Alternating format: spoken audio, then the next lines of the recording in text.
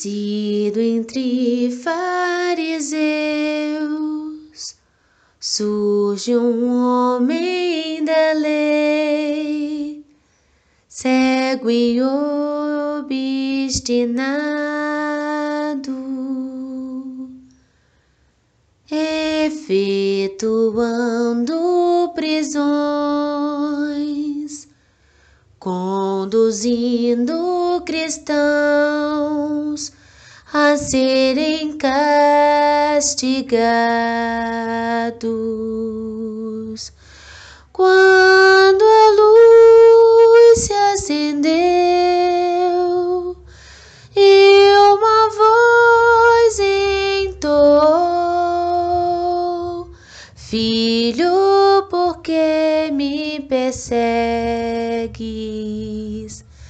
Então encanto se deu, novo homem nasceu, de Damasco as estrelas, do jugo a libertação, de doutor a tecelão, entre becos e celas. Mas rompia os grilhões ao falar de Jesus. Estrela guia, e a cada dia se abria para a luz. Mas rompia os grilhões ao falar de Jesus. Estrela guia, e a cada dia se abria para a luz. Estrela guia, e a cada dia se abria para a luz.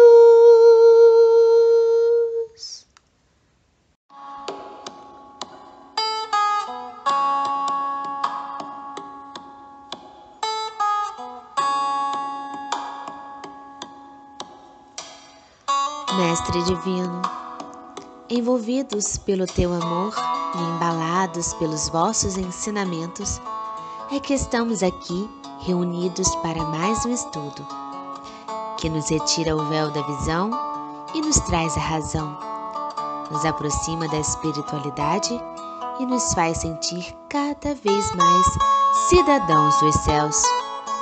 Receba, Senhor, o nosso coração e banho com o Teu perfume de vida, para que tenhamos força e fé inabalável em nossa caminhada. Permaneça, ó iluminado de Deus, em nossa presença e nos ajude a estarmos com a mente e o coração abertos para recebermos a mensagem desta noite. Envolva, Senhor, a nossa irmã responsável a ministrar a palavra. Que assim seja. Boa noite, meus irmãos. A leitura do Evangelho dessa noite está em Romanos, capítulo 2, versículo 1 ao 3.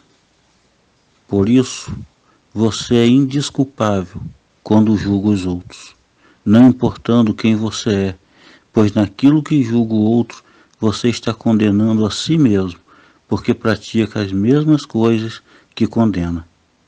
Bem sabemos que o juízo de Deus é segundo a verdade contra os que praticam tais coisas. E você, que condena os que praticam tais coisas, mas faz o mesmo que eles fazem, pensa que conseguirá se livrar do juízo de Deus? Que assim seja.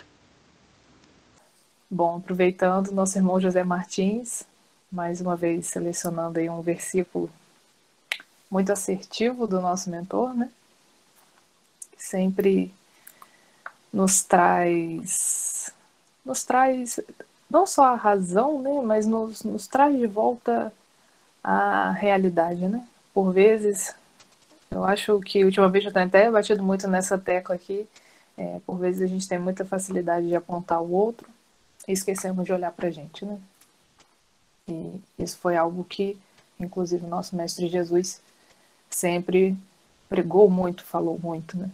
E nós acabamos esquecendo no nosso cotidiano de nos policiarmos contra essa prática, de olharmos mais os nossos atos antes de apontar o do outro, né? De falar o do outro. E nosso querido irmão Zezinho, mais uma vez escolhendo aí um ensinamento muito valioso do nosso mentor. Bom, nós vamos dar prosseguimento hoje aos estudos do Livro dos Espíritos. Conforme a orientação, espero que todos os irmãos estejam aí com seus livros em mãos. Nós vamos dar continuidade no livro 2, no capítulo 2, que está falando da encarnação dos espíritos, na questão 140. Nesse capítulo, Kardec e os nossos amigos, irmãos espirituais, estão discorrendo sobre não só a função, né, da encarnação, né, que nós vamos ver mais detalhadamente à frente quando falar de reencarnação, mas também das diferenças de conceito entre espírito e alma, das funções que o espírito exerce no corpo e de algumas dúvidas quanto à parte física do espírito ou da alma, dependendo do contexto que nós podemos vir a ter.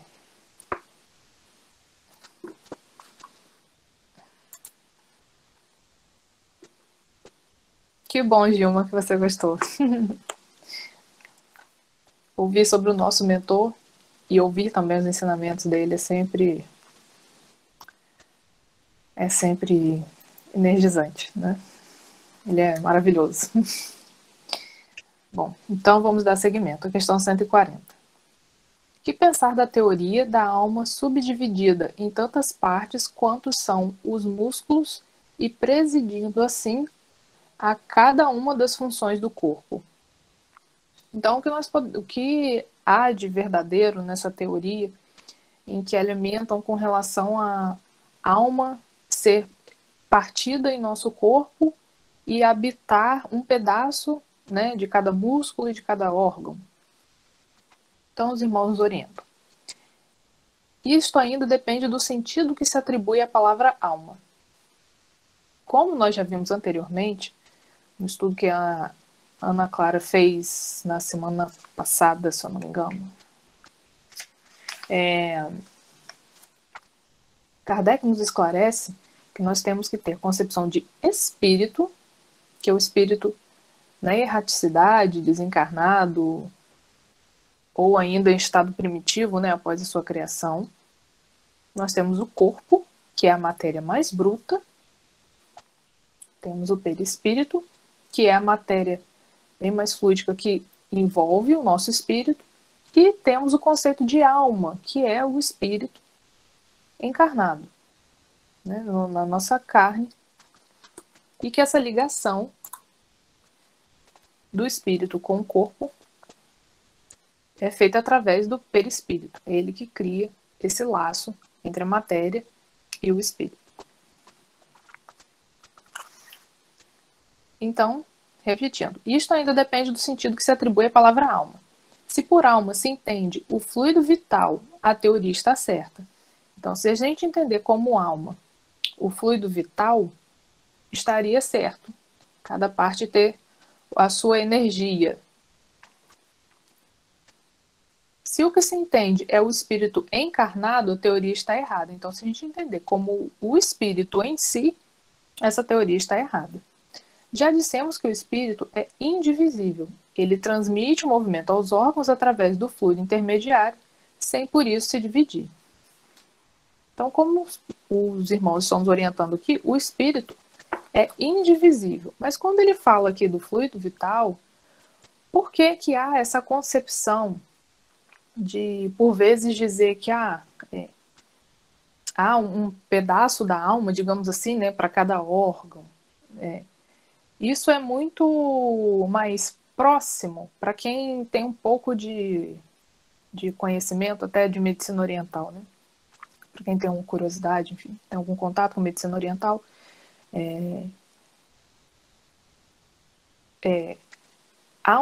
o estudo da medicina oriental é em cima da energia dos órgãos. Então, quando ele fala aqui do fluido vital, é por isso, porque cada órgão nosso, ele carrega uma energia. Nós temos uma energia total, vamos supor, nós temos uma energia 10, que é para alimentar o nosso corpo inteiro, e essa energia 10 ela é dividida em várias partes nos nossos órgãos.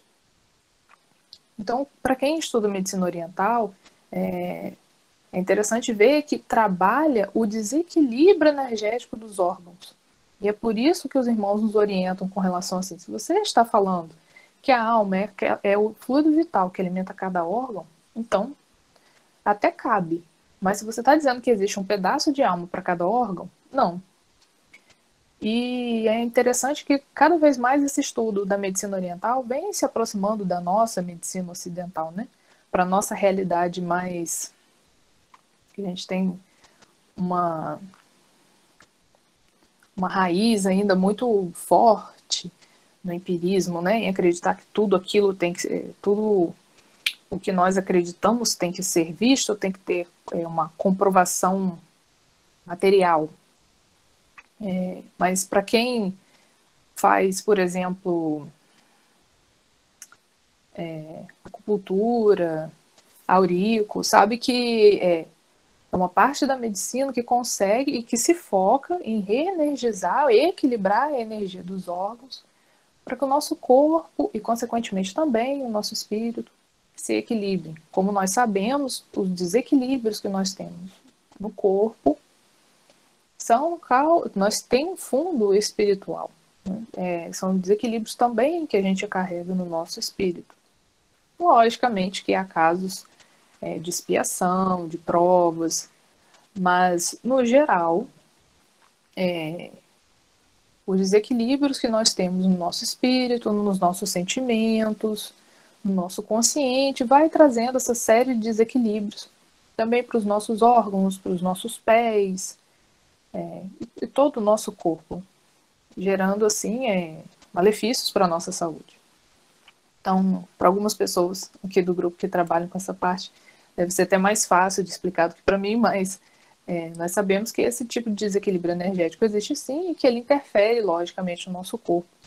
E cada vez mais, né, a medicina ocidental vem se aproximando dessa explicação, até mesmo porque hoje é muito comum você ir a algum médico e ele te prescrever um tratamento com um fundo mais...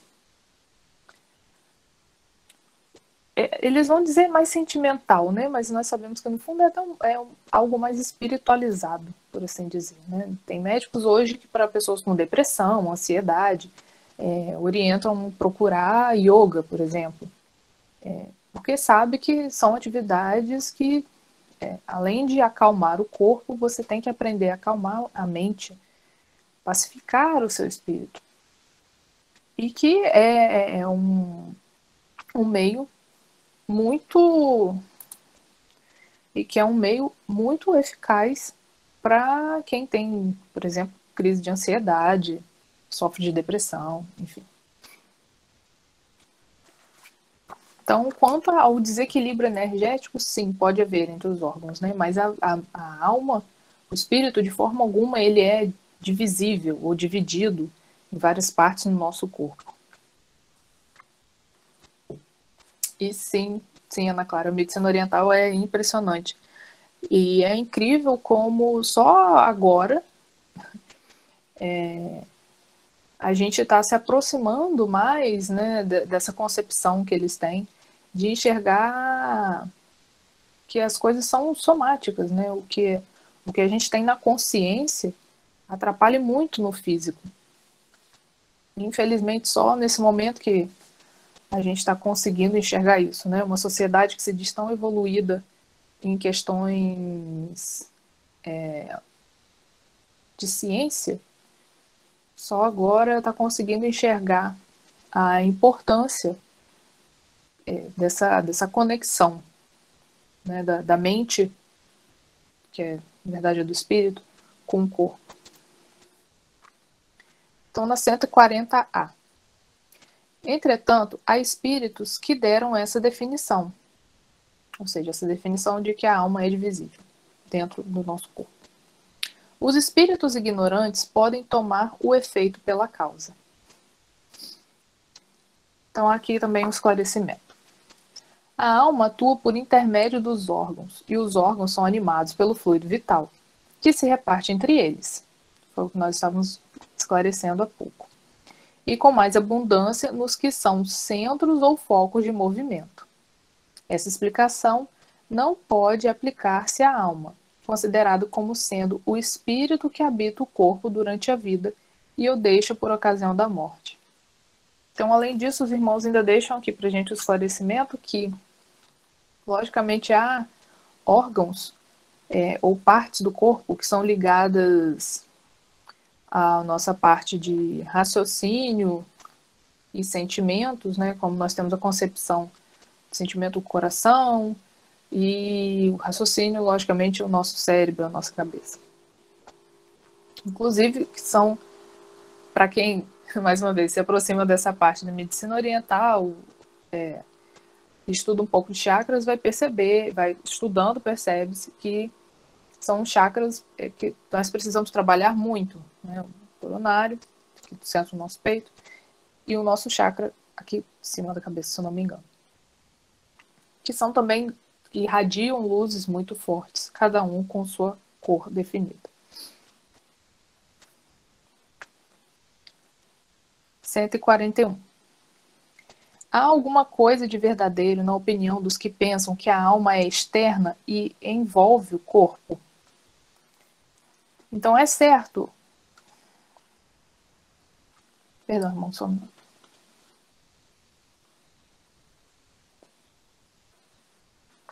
Então é certo essa teoria de que a alma é algo que envolve o corpo? Os irmãos esclarecem. A alma não está encerrada no corpo como pássaro numa gaiola. Irradia e se manifesta exteriormente como a luz através de um globo de vidro, ou com o som em torno do centro sonoro. É neste sentido que se pode dizer que ela é externa, mas nem por isso é o envoltório do corpo. A alma tem dois envoltórios, um sutil e leve. É o primeiro, ao qual chamas perispírito, outro, grosseiro, material e pesado, o corpo. A alma é o centro de todos esses envoltórios, como o germe em um núcleo, já o dissemos. Então, como nós já vimos anteriormente, o nosso espírito, ele é envolto pelo perispírito. E é o perispírito que faz essa conexão do nosso espírito com o nosso corpo. Aqui eu vou até falar por vivência, não por ver, porque eu não tenho essa mediunidade, mas por vivência, inclusive, da reunião mediúnica, alguns irmãos que se apresentaram em socorro a outros irmãos que estavam sendo tratados na reunião mediúnica, são tão evoluídos e o perispírito desses irmãos já é tão etéreo que eles se apresentam como luz. Então, por vezes, não é possível enxergar a forma, a depender da evolução do espírito que está vendo, ou até mesmo do médium que está visualizando esse espírito muito evoluído. Então, às vezes, não é possível enxergar a forma desse espírito que é muito evoluído. Então, muitos irmãos relatam que estão vendo uma luz muito forte, porque é a energia que irradia desse espírito, né? Como ele consegue se apresentar. Ainda assim, há o perispírito no envoltório desse espírito. Como nós já falamos aqui, o perispírito, ele é matéria. Logicamente que nossa matéria é bruta, mas ele é um tipo de matéria. No livro da Gênese, no capítulo 11, que fala sobre a gênese espiritual e a encarnação dos espíritos, o Kardec retoma esse assunto falando que o perispírito é um material e que ele tem como origem o fluido cósmico universal, assim como a maioria das coisas que são matéria Perdão, irmãos. Assim como a maioria das coisas que são matéria na Terra, né? Como as coisas, a maioria não, como as coisas que são matéria na Terra. Matéria viva. Mas que no caso do perispírito, ele teve que sofrer uma modificação especial, que logicamente nós ainda não temos condições de conhecer essa modificação. Ele teve que sofrer uma modificação especial para que ele se tornasse algo tão etéreo, mas que ainda assim ele conseguisse fazer essa conexão do corpo com o espírito. E lembrando que, lógico, que com o decorrer da ascensão espiritual, ele vai se tornando cada vez mais fluido, mais etéreo, mas nunca deixa de perder a sua materialidade, né? Assim como nós vamos vendo, nós vamos estudando, na evolução planetária, que dependendo do planeta, até mesmo o corpo, a matéria, vai ser mais etérea. Então também é necessário que esses espíritos e o perispírito se adaptem a não só essas escalas de novos mundos em que eles vão reencarnando, como também a casa espiritual que eles vão ocupando.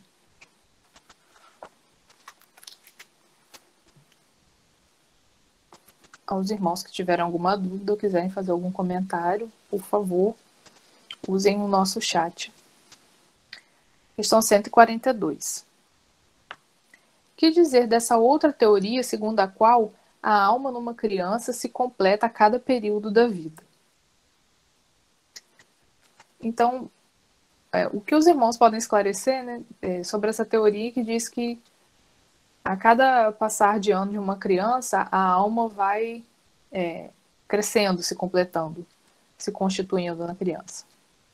O espírito é uno e está completo na criança como no adulto. Os órgãos ou instrumentos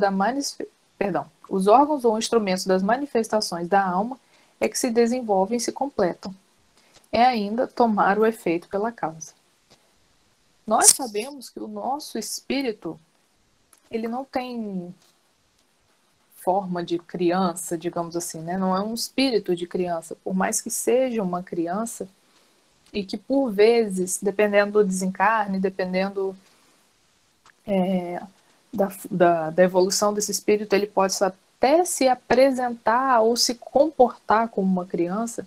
Nós sabemos que no espírito não tem essa forma, né? Nós somos todos seres conscientes, por assim dizer, né? Não temos essa infantilidade, mas infantilidade que eu digo não só mental, mas também de concepção, né? Não há essa concepção de criança para o espírito. O espírito é o espírito.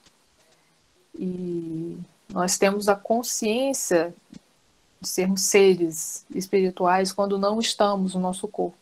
Logicamente que isso é gradativo e depende da evolução de cada um.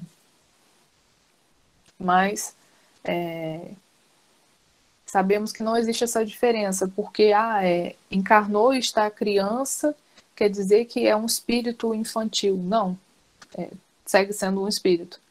E se está encarnando, principalmente aqui na Terra, nesse milênio, não há possibilidade, pelo menos não dentro do meu conhecimento, de ser um espírito primitivo, né, de ser uma primeira encarnação, de ser algo novo para esse espírito. Porque nós sabemos que o nosso mundo já está passando por modificações do mundo de prova e expiação para o mundo de regeneração. Então, não cabendo mais a encarnação desse tipo de espírito primitivo, novo. Há outros mundos sendo criados pelo nosso Pai Jeová para receber essas novas criações.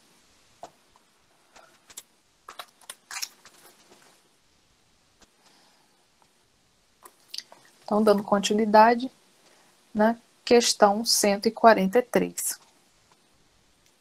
Kardec pergunta aos irmãos.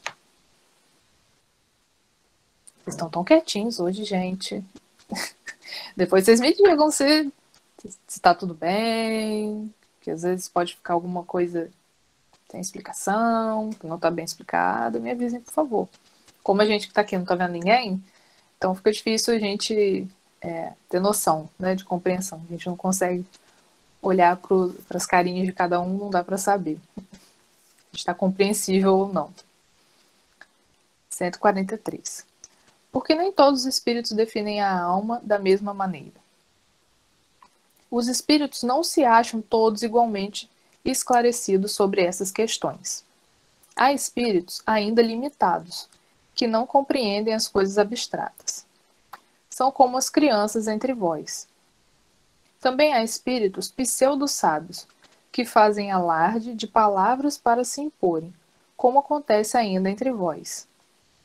E depois, os próprios espíritos esclarecidos podem exprimir-se em termos diferentes, que no fundo têm o mesmo valor, sobretudo quando se trata de coisas que vossa linguagem é incapaz de traduzir com clareza. Recorrem então a figuras, a comparações, que tomais como realidade. Então, por que nós temos essas diferentes concepções de espírito? Inicialmente, aqui os irmãos nos apresentam porque nem todos os espíritos ainda têm a mesma concepção, ainda têm o mesmo conhecimento, na verdade, né, das leis naturais. Porque isso é adquirido de acordo com a evolução de cada espírito, da evolução moral e também da evolução científica, né, de conhecimento de cada um. Então, por aí já... Sim, pode perguntar. Então, por aí já nasce, já tem como nascer essas questões dúbias, né? Essas concepções diferentes e por vezes até erradas do que seria a alma. E outra coisa também que os irmãos nos apontam aqui é que muitos, como nós já presenciamos inclusive na nossa casa, são os pseudo-sábios, que chegam cheios de palavras bonitas, falando de maneira difícil, e aí com 2, 3 perguntas, eles já se mostram que não é bem aquele enredo bonito, na verdade não foi internalizado ainda, né? Não é o conhecimento que ele tem, é só um mau uso de retórica. E um terceiro apontamento que os irmãos nos fazem aqui, e que sempre é levantado durante todos os esclarecimentos dos espíritos, por vezes eles nos levantam essa questão que o nosso vocabulário ainda não abrange, não consegue explicar muitas coisas. No nosso planeta Terra, nós temos, não sei nem informar o número de línguas, né, que são faladas. Então, por aí nós já temos, só das línguas que nós falamos aqui, nós já temos dificuldade, por vezes, de traduzir alguma coisa. Por exemplo, às vezes a gente estudando inglês e o que é dito, os pseudotadinhos, e o que é dito em 2 palavras, por vezes aqui é uma palavra só. E às vezes não tem nem tradução, a gente tem que explicar o que é. Então, se a gente já tem essa dificuldade de traduzir de uma língua terrena para outra, imagine só traduzir uma realidade completamente diferente para uma realidade, ou seja, uma realidade ainda já muito avançada, ser traduzida para uma realidade ainda arcaica. Porque se nós fizermos um paralelo da nossa realidade, do que a gente consegue ver, ouvir e compreender aqui, e do que é visto e principalmente sentido no mundo espiritual, a gente ainda não tem nível de compreensão para isso e a gente também não consegue colocar por palavras. Para os irmãos que estão acompanhando aí o nosso estudo de terça-feira, do livro Transição Planetária, por vezes é dito isso, que não há uma conversa entre os espíritos, uma conversa como nós estamos tendo aqui agora, né, por meio da fala. Por vezes é de maneira mental, né, uma troca de informações de maneira, vamos colocar assim, telepática. E que não há palavras que possam descrever. Até porque é uma realidade bem diferente e para muitas coisas ainda não estamos preparados.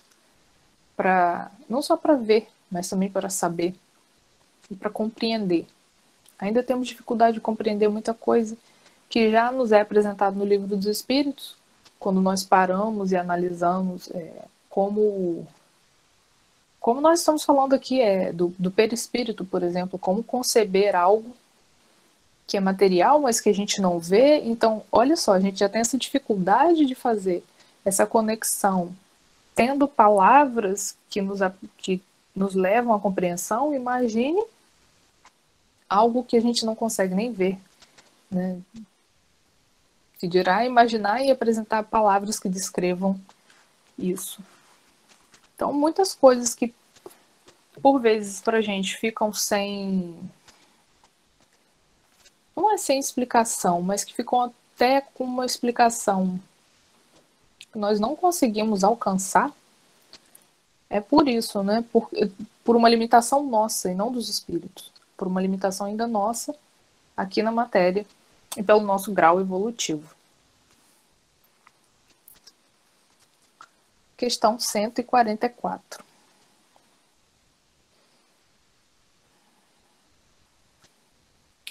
Que se deve entender por alma do mundo? O princípio universal da vida e da inteligência, do qual nascem as individualidades. Então, o princípio universal da vida e da inteligência, que a gente já vem conversando, né, que é o que dá a vida à matéria, que é o fluido vital. Mas os que servem dessa expressão muitas vezes não se entendem entre si. Então, o que os irmãos estão nos explicando não quer dizer que, por muitas vezes, é o que as pessoas falam que é a alma do mundo. O termo alma é tão o termo alma é tão elástico que cada um interpreta ao sabor de suas fantasias. Ou seja, uma concepção tão diferenciada de acordo com cada um, que cada um tem uma interpretação. Se você perguntar para uma pessoa de uma outra religião, ela vai dizer que a alma é uma coisa pode ser bem diferente do que a gente está estudando aqui. Se você perguntar para uma pessoa sem religião, né, uma pessoa que é um ateu, por exemplo, ele vai dizer que nem existe. Então, e muitos que ainda dizem que não existe, falam que a alma, na verdade, é o consciente. Que era até o que alguns filósofos antigos carregaram essa concepção. Mas é um conceito ainda tão elástico, como os irmãos colocam aqui, né, que cada um toma de um jeito. Algumas vezes tem-se atribuído uma alma à Terra.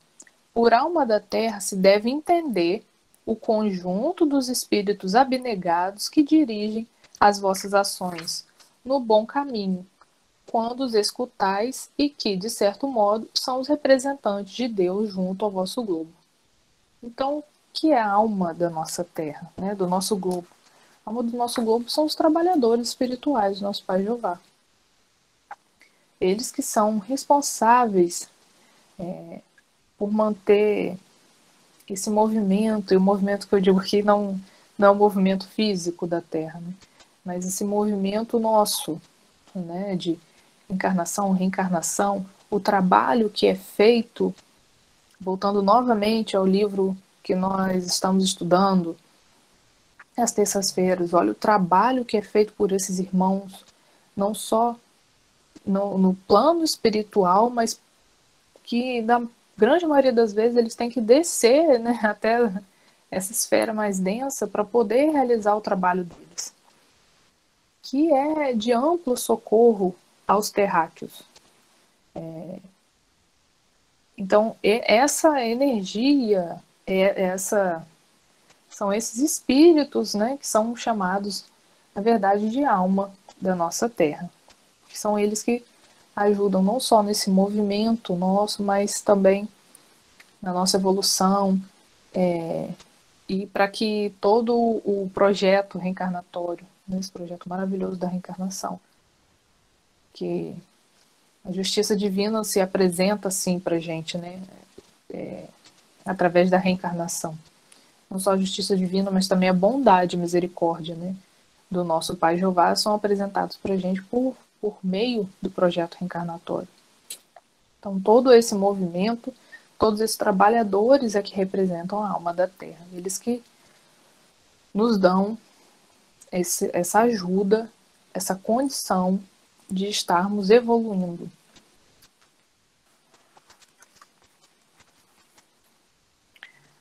A questão 145.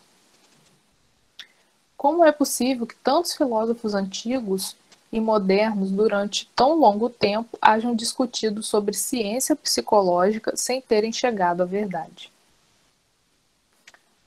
Se eu não me engano, até a Ana Clara falou um pouco disso no último estudo, eu acho, sobre esse assunto, que ela iniciou esse capítulo.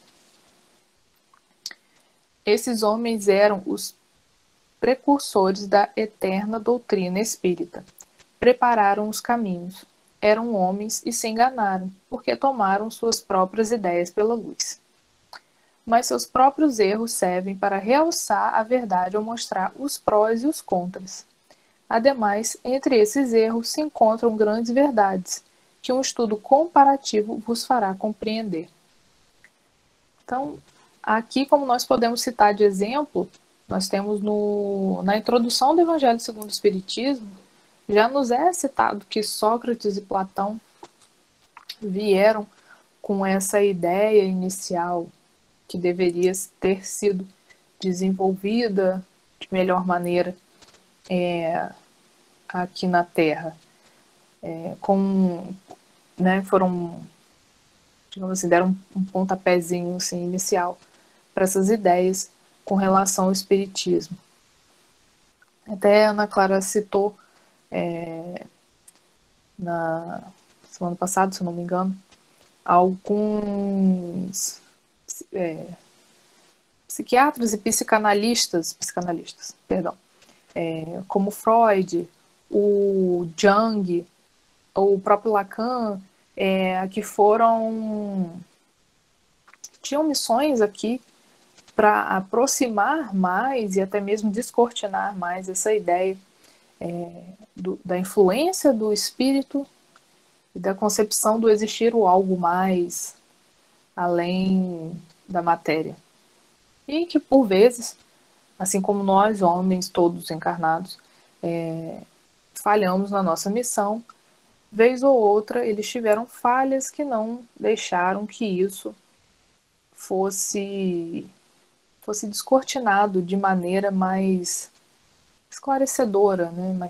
Que isso ficasse mais claro. É interessante que muitos, não só psicanalistas, mas também psicólogos, hoje já têm uma linha mais de entender que, por mais que haja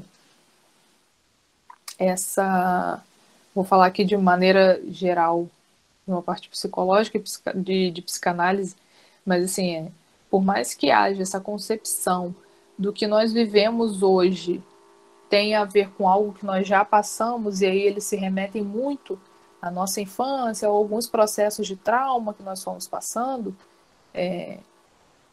mas já há alguns que têm uma concepção mais aberta com relação ao espírito, à alma.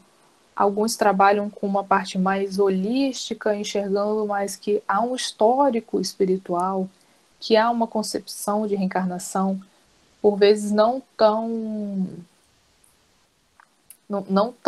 na linha tão exata quanto a doutrina espírita, mas só de se mostrar aberto a essa concepção de que existe um espírito, de que não é só a mente do ser humano, e que também esse espírito tem uma bagagem, né? Alguns já têm essa linha puxando um pouco mais assim para teoria da reencarnação, né? E que o espírito carrega consigo essa bagagem, que eles estão tratando aqui numa terapia é todo esse processo. Então isso já ajuda mais a trazer para a realidade da medicina, principalmente medicina ocidental, essa questão de como o espírito, como a alma, vai interferindo no nosso corpo e na nossa maneira de pensar, de nos comportarmos. Então, por mais que tenha havido esse desvio por vezes, mas ainda assim foi proveitoso e tem sido proveitoso, e muitos desses irmãos que não conseguiram cumprir com exatidão essa missão que foi dada, vão retornar sim em missão à Terra para que possam terminar esse projeto, concluir esse projeto. É interessante ver, quanto mais a gente vai estudando, se aprofundando, não só no livro dos Espíritos, mas em toda a codificação da doutrina espírita, e em alguns livros também, né, algumas literaturas de apoio que nós temos, é interessante notar como já tem um tempo que vem sendo anunciado essa transformação que nós estamos vivendo, como ela foi feita de maneira tão... Não é nem devagar, como ela foi sendo feita de maneira sutil, e como agora ela está se tornando tão visível, tão perceptível.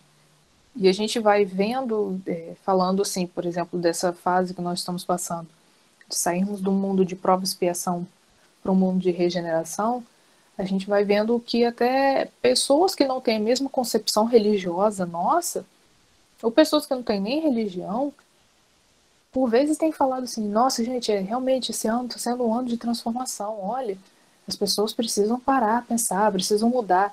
E é bom ver que muita gente já está com essa concepção de que está sendo um período de transformação. E é muito angustiante ver que ainda não tem essa concepção, né? Não tem essa consciência. A gente pode tomar por exemplo, até ontem, né, domingo de eleição, as pessoas estavam na rua sem um pingo de responsabilidade, não só consigo, mas com o outro, fazendo festa na rua, num período em que a nossa orientação, não só espiritual, mas a nossa orientação de órgãos internacionais, de órgãos nacionais, de isolamento, de realmente procurar se recolher essa a concepção. E a gente vê que as pessoas ainda seguem com uma ideia muito arcaica, muito atrasada. E não estou falando aqui de opção de voto nem de nada, só citei o dia, né? Para a gente ver como tem pessoas que ainda não estão atentas a essa transformação que a gente vem passando. E que eu acho que o que tem sido, que está mais alarmante esse ano, com toda essa situação que a gente está passando, é a necessidade da gente se atentar ao outro, não só a gente, mas principalmente ao outro, porque a nossa atitude que a gente está tendo hoje com relação a tudo que vem acontecendo, principalmente na pandemia, ela conta muito para o outro, não só para a gente, né? A gente pensa muito só na nossa saúde, na saúde de quem está dentro de casa com a gente, mas a nossa ação errada hoje, né, uma ação transviada, por exemplo, com relação à pandemia, novamente, está condenando, digamos assim, a vida corpórea do outro. E, infelizmente, levando isso para um âmbito geral, ainda há muitas pessoas que não têm essa consciência dessa transformação que nós precisamos ter, né, em olhar para o lado, em prestar mais atenção no coletivo, no todo, e não na gente. Desculpa até se eu desviei um pouco aqui do que a gente vinha falando, mas é porque acabei pegando esse caminho das transformações que vêm sendo feitas, né? E que enfim, não só nessa parte da medicina a gente vem se modificando, mas também dessa necessidade da gente se modificar enquanto cidadão, né? Enquanto olhar mais pelos nossos irmãos. Questão 146. A alma tem sede determinada e circunscrita no corpo? Ou seja, há algum lugar específico em que a alma se liga a um órgão para a alma, por assim dizer?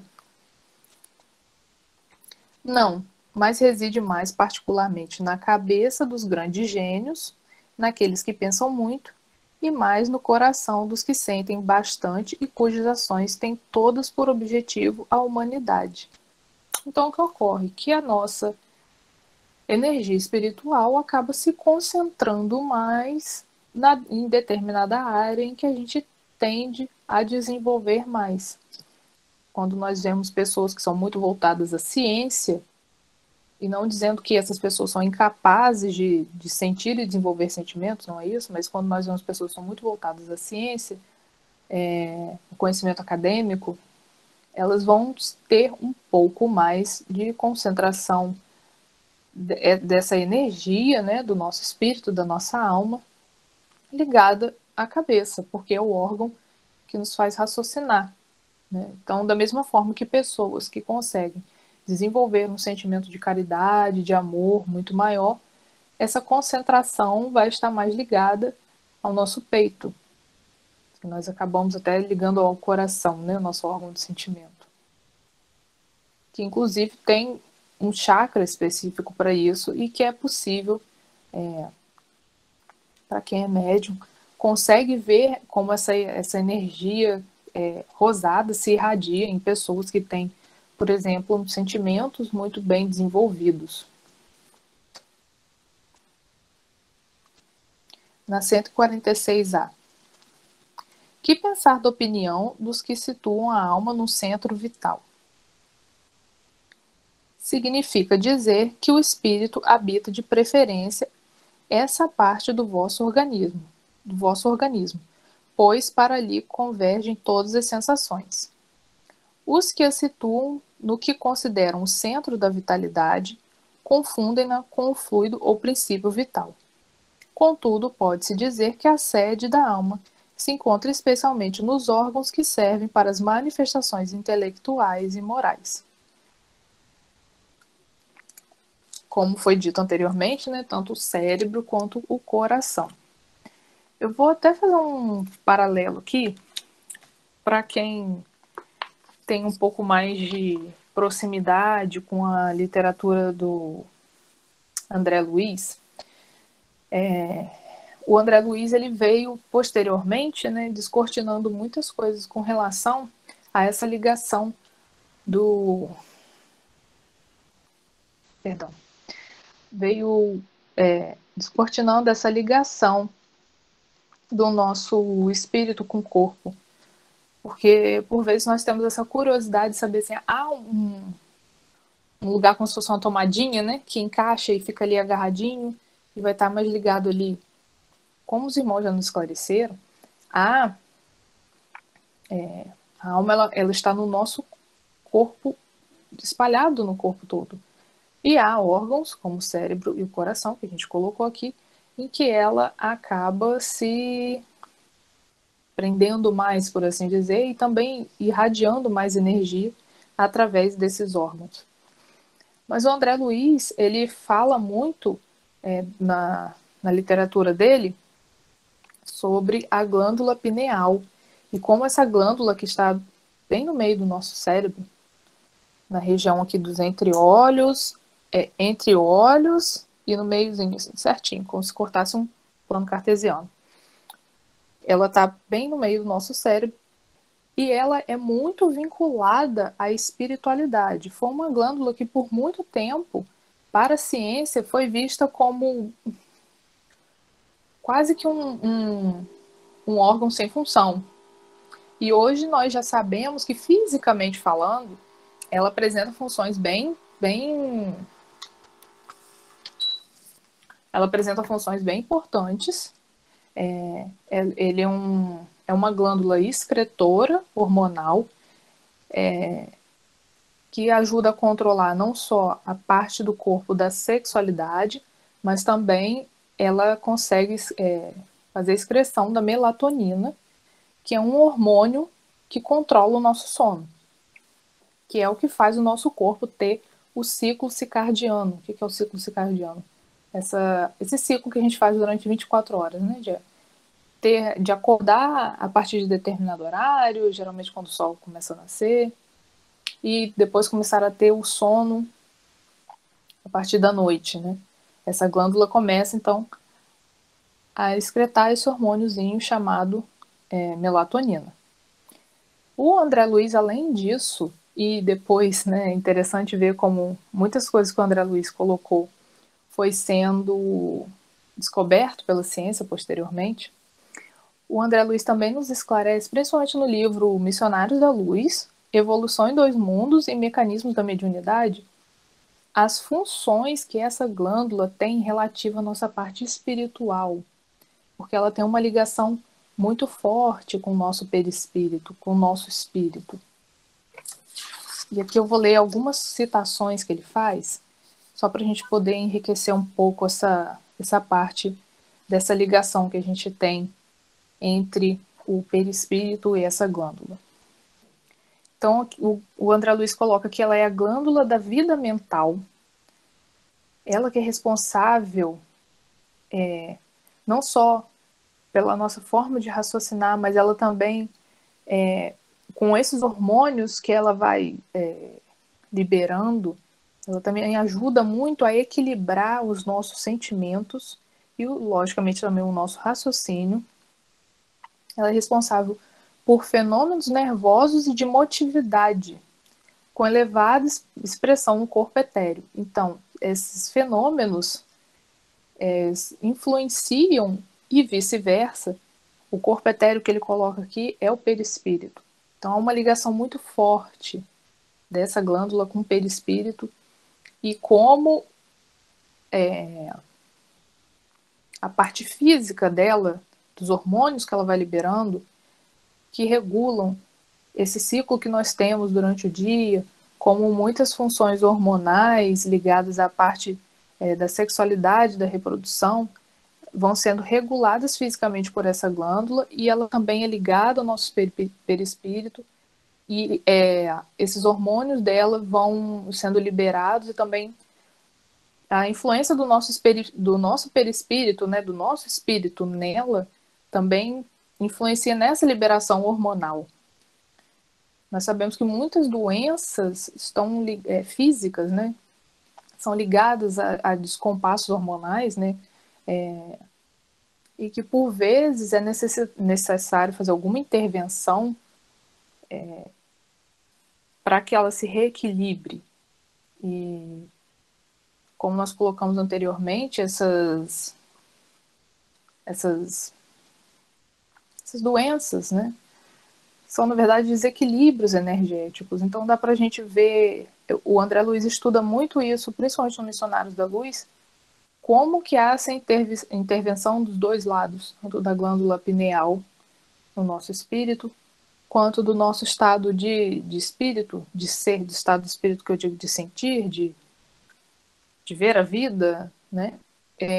Influencia para o bom funcionamento dessa glândula. Se a gente parar para pensar, por exemplo, quando a gente fala está ansioso, preocupado, a gente praticamente não tem sono. Então, olha só, como o estado de espírito influencia nessa glândula que faz a secreção desse hormônio que é ligado ao sono. E como o sono é importante também para o nosso corpo, a nossa parte física. É interessante que a gente vai vendo como cada vez mais há uma conexão, não há uma conexão, é uma grande conexão, né? É um funcionamento de um motor e precisa estar tudo de acordo para que isso possa funcionar. Não adianta a gente abastecer o nosso carro com combustível ruim. O carro não vai andar. E não adianta a gente colocar um combustível muito bom no carro se o motor estiver ruim. Então, é exatamente assim que funciona o nosso corpo. A gente precisa encontrar o equilíbrio do nosso espírito e da nossa matéria. E isso é conectado. Está muito conectado. O André Luiz também coloca que esse órgão, essa glândula, é a glândula da vida espiritual e que ela também, ele cita não só no Missionários da Luz, mas como no Evolução em Dois Mundos e no Mecanismo da Mediunidade, que é isso, exatamente, então.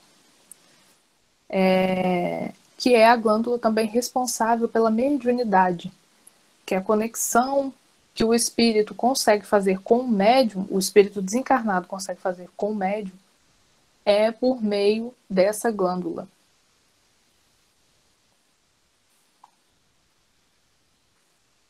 A Del está aqui acrescentando que, por vezes, é necessário fazer tratamentos nessa glândula. Sim. E creio eu que, principalmente em casos, principalmente de médiums que têm uma mediunidade bem extensiva, se esse médium não trabalhar, ou até mesmo para muitos trabalhadores que a gente não tem essa mediunidade, né, tão ostensiva, mas que a gente tem que desenvolver um trabalho espiritual e não é desenvolvido. Imagine só como isso vai sendo, como isso vai atrapalhando o desempenho da glândula. Né? Então, sim, é necessário fazer um tratamento na hipófise, que ela está colocando aqui para gente. Então, assim, só para complementar e encerrar, quando a gente lê aqui, foi até o que eu falei da literatura, a gente tem a nossa literatura de base, né? Mas como há outras literaturas que depois vêm complementando essas informações.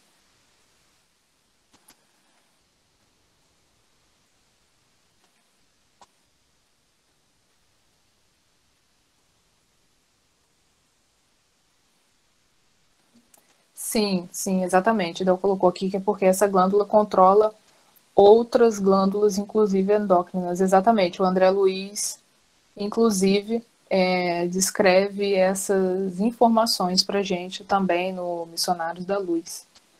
É interessante ver que, como foi algo colocado na literatura espírita entre, se eu não me engano, década de 40 e 50, em que ainda essa glândula era tida praticamente como morta, do ponto de vista científico, e depois a ciência foi evoluindo, estudando um pouco mais, dando mais atenção a essa parte, para depois ser estudada, e hoje a ciência consegue reconhecer que não é uma glândula morta, que ela tem sim funções vitais no nosso metabolismo, né? Na nossa parte endócrina. O Dr. Joseph chama essa glândula de glândula mestra. Sim, pela literatura do André Luiz, dá para perceber o quanto ela é importante para o nosso desempenho. Nosso desempenho não só físico como espiritual. O irmão já deu o nosso horário. Eu vou colocar aqui, então, o nosso hino de encerramento e a nossa oração. Agradeço muito a presença de todos, muito obrigada. Toda vez que a gente realiza o estudo, pelo menos para mim, né, é enriquecedor, não só de forma de intelecto, mas é enriquecedor, é um alimento que a gente recebe. E é muito bom a gente estar conseguindo fazer essa troca aqui. É muito bom quando vocês participam aqui também na caixinha, que a gente consegue saber se está tudo certo. Então, sempre fiquem à vontade em todos os estudos. É um momento nosso, é um momento que o mentor tem nos proporcionado para fazer essa troca, ainda que à distância. Então, vamos aproveitar mais, é por isso que é importante estar sempre com o nosso livro e trazer também o que lê em outra literatura complementar para que a gente possa estar aqui fazendo essa troca, né? Principalmente nos estudos do dia de semana, que é um momento nosso de troca. Sim, está sendo enriquecedor. Muito obrigada a todos, que tenhamos uma noite abençoada, que a nossa semana possa ser de muita paz. Não tenho palavras para agradecer tua bondade.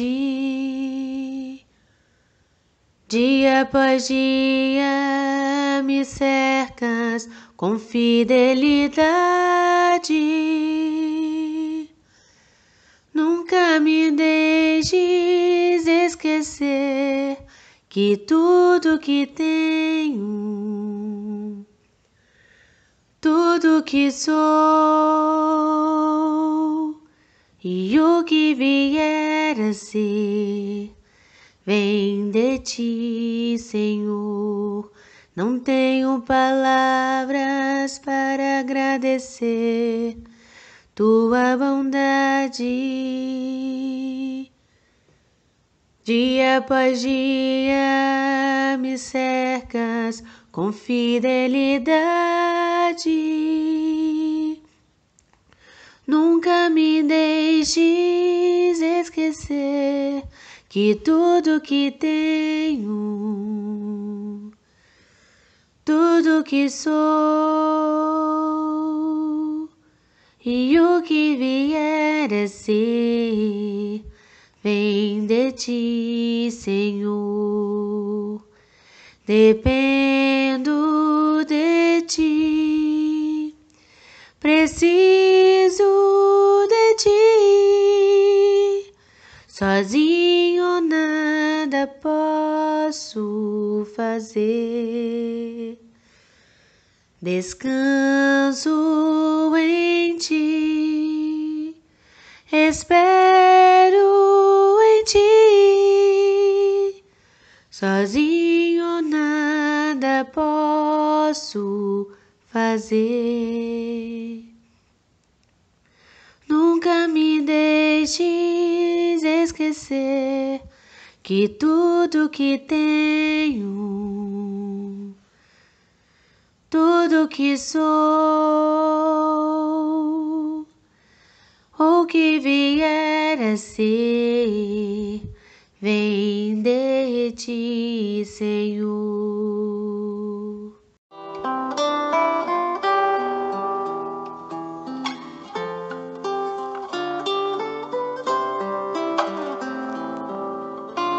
E assim, amado Mestre Divino, terminamos mais um estudo. Estudo esse tão alimentador, tão iluminativo, que alimenta e solidifica ainda mais o nosso conhecimento. Queremos, Senhor, agradecer-te pela tua presença em nossas vidas, pois somente o Senhor nos dá a certeza de um amanhã próspero e fortalecedor, pois o Senhor vive em nós. Gratidão eterna por aquele que nos move, nos envolve, nos abraça, nos ama, nos acalenta, nos corrige e nos protege, o nosso amado mentor Paulo de Tarso, pois o que seria de nós sem essa obra com o teu imbatível amor? Nada, não é mesmo? E assim, Mestre Divino, rogamos a tua presença em nossa vida, para que tenhamos coragem para prosseguir, pois sabemos que o vento forte sopra e o nosso mar vermelho pode entrar em tormentas, mas tudo passará pelo poder do teu nome. Ao Senhor, nosso mensageiro da paz, toda a honra e toda a glória para sempre. Que assim seja.